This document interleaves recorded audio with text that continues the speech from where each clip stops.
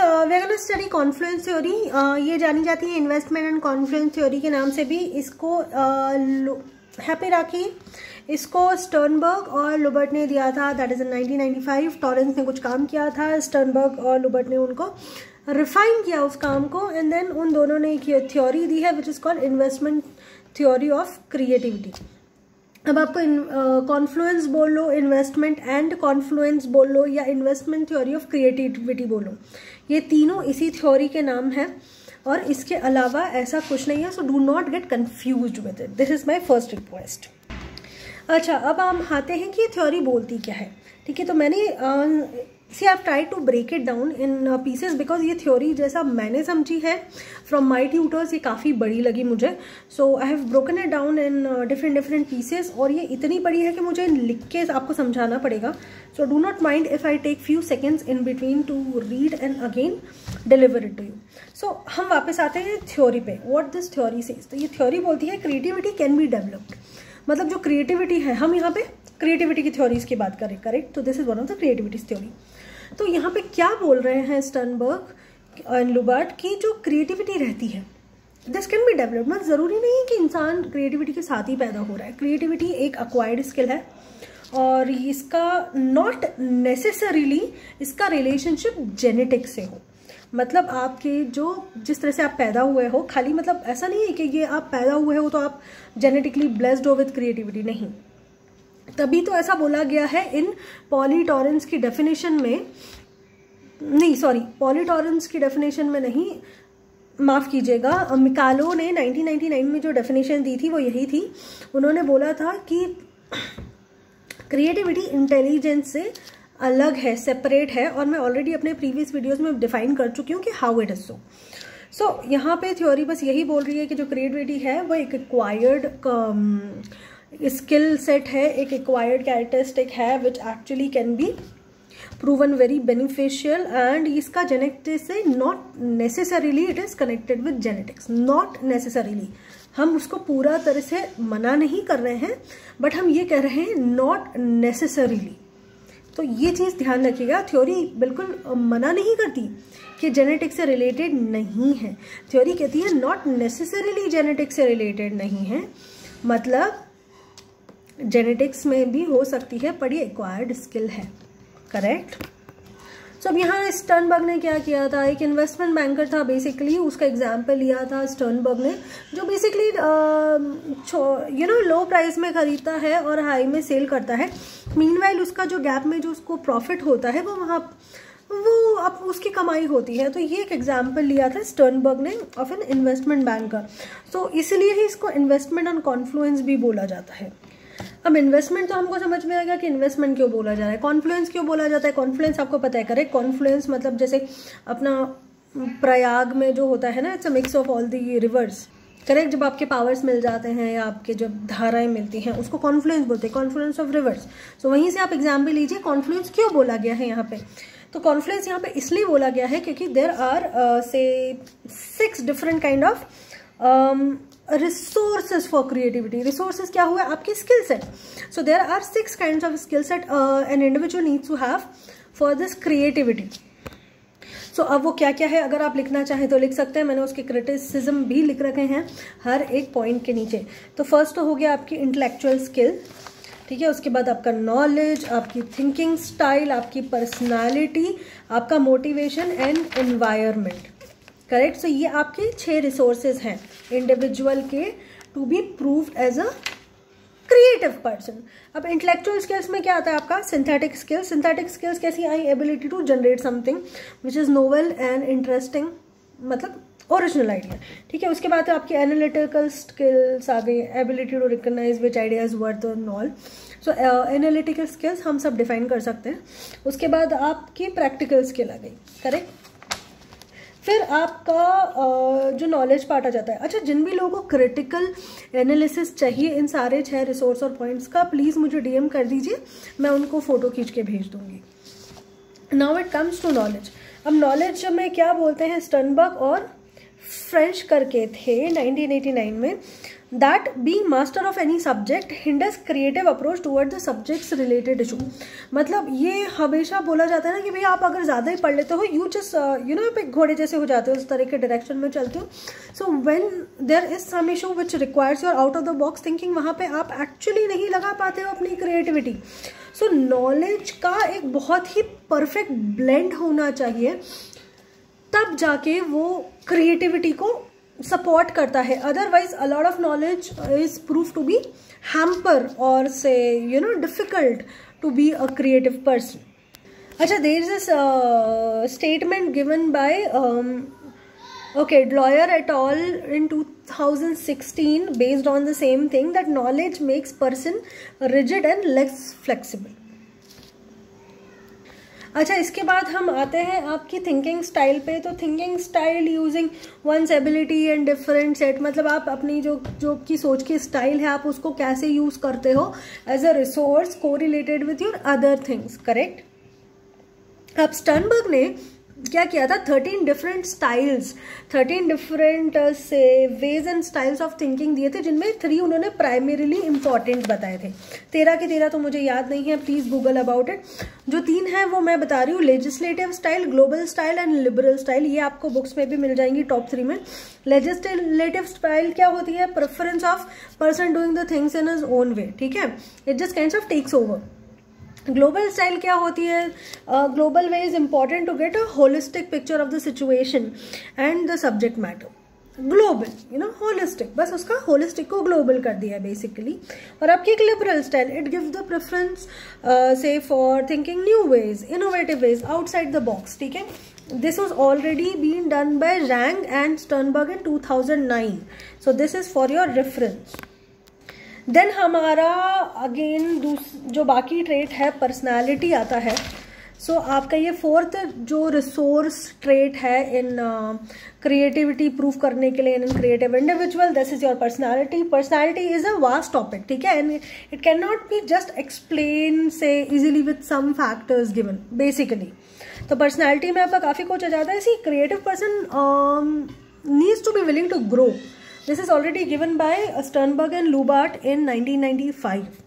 ठीक है, and likewise one needs to be tolerant of ambiguity too, then open to new ideas and to believe in what one is doing. That has already been given by Feist in 1998 in, I say, 2 of his experiments.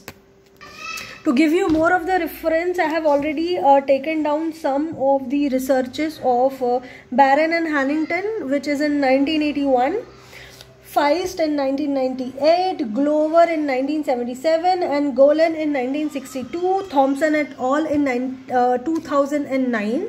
See, numerous studies have shown importance of personality in creativity.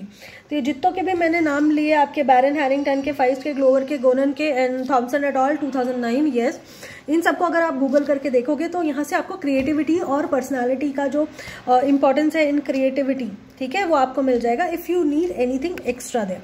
Okay, और मैं वापस बता रही हूँ, अगर आपको ये जितने भी मैं 6 रिसोर्स पॉइंट बता रही हूँ, ठीक है, स्टर्नबर्ग ने जो कॉन्फ्लुएंस के दिए हैं to become a creative person और टू क्रिएटिव पर्सन के कैरेक्टरिस्टिक्स में होने चाहिए, इन सब के क्रिटिकल इवैल्यूएशन ऑलरेडी मेरे पास है. मैं नहीं बता सकती यहाँ पे, videos going to be very long.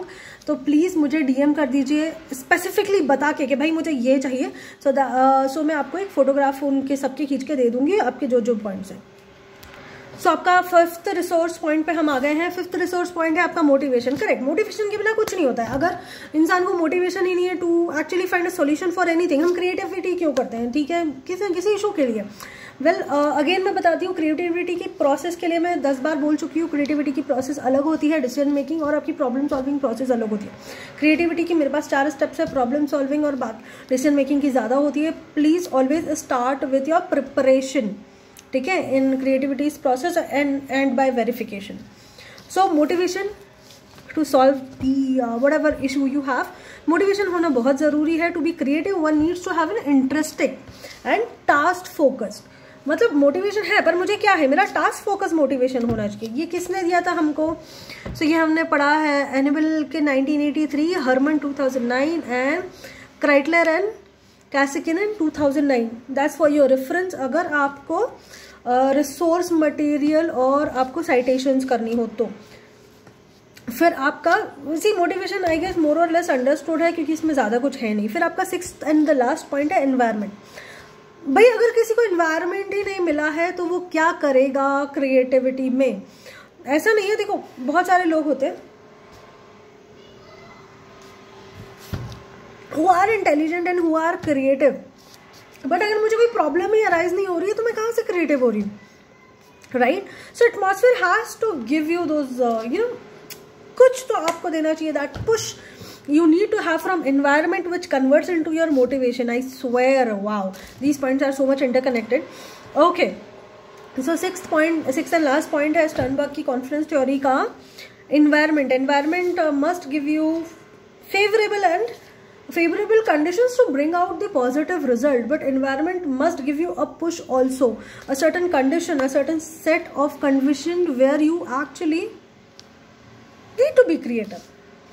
ठीक है, फिर environment is responsible in many factors to generate need, channelize support, your support function, your drive, individual's drive for creative approach, and of course vice versa also.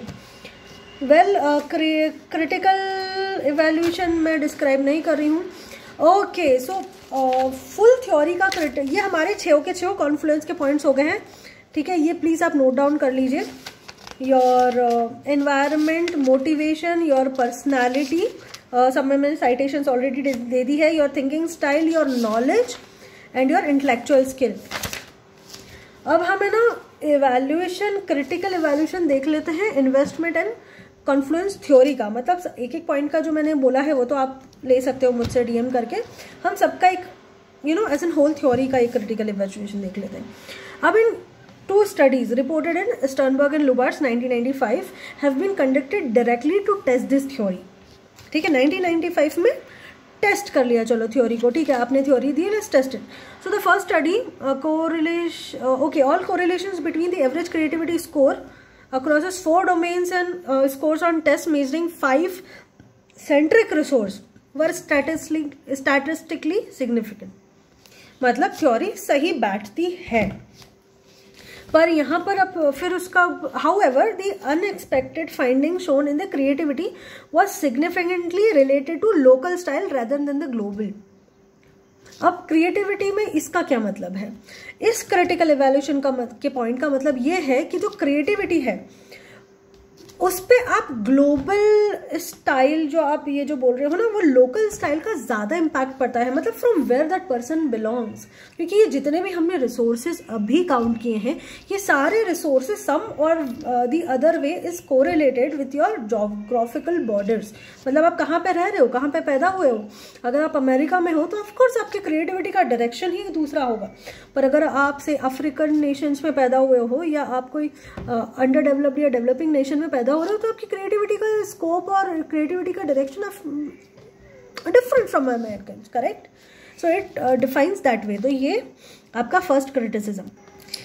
Slight deviation was noticed in the thinking styles, particular in the global style creativity was found lesser. ये हमने already पढ़ लिया. अब हमारा second criticism क्या है? No real life experiment was done basically. अब Sternberg और लुबार्ट ने जो भी किया था, छोटे छोटे अलग अलग एक्सपेरिमेंट्स किए थे, but just to prove this theory like really working as an whole, उनके कोई रियल लाइफ एक्सपेरिमेंट नहीं हुए हैं. और फिर थर्ड क्रिटिसिज्म हमारे पास इस थ्योरी का है कि no right mix of resources. Theory doesn't state any hypothesis of other combination of 6 resources. Theory just focuses on the confluence. मतलब आपका एक प्रपोर्शन, एक रेशियो होता है. ठीक है, रेशियो की बात नहीं करेंगे, वो 2 चीज़ों में होता है. प्रपोर्शन की बात करेंगे. सो जो इन 6 रिसोर्सेज का जो प्रपोर्शन होना चाहिए वो बताया ही नहीं गया. बस बोल दिया कि इनका कॉन्फ्लुएंस होना चाहिए 6 का, पर किस तरह से होना चाहिए, कब होना चाहिए, लाइफ के किस स्टेज में होना चाहिए, इंसान की किस एज में होना चाहिए, या जब हम प्रॉब्लम सॉल्विंग प्रोसेस की बात करते हैं उसमें कहाँ कहाँ कौन सा रिसोर्स काम आएगा, ये सब उन्होंने कहीं पे भी डिफाइन नहीं किया है. बस कॉन्फ्लुएंस होना चाहिए इन 6 रिसोर्सेज का. तो इट्स मोर और लाइक ओके, ठीक है, the theory is right but on a वेग प्लेटफॉर्म. सो चौथा क्रिटिसिज्म आप यही लिख सकते हो कि जब थ्योरी की बात करते हैं तो यहाँ पे ना जो क्रिएटिव प्रोसेस है उस प्रोसेस में कहाँ पे किस स्टेप में कौन सी चीज़ यूज हो रही है यहाँ पे नहीं लिखा गया है, बस बता दिया गया है कि भाई क्रिएटिव मतलब क्रिएटिविटी प्रोसेस के with respect to creativity process यहाँ पे नहीं बताया गया है कि ये 6 रिसोर्सेज ऑफ इंडिविजुअल्स पर्सनालिटी और क्रिएटिव स्किल किस तरह से कहाँ कहाँ पे यूज में आते हैं। ये हो गया आपका 4th क्रिटिसिज्म या 4th क्रिटिकल इवैल्यूएशन पॉइंट।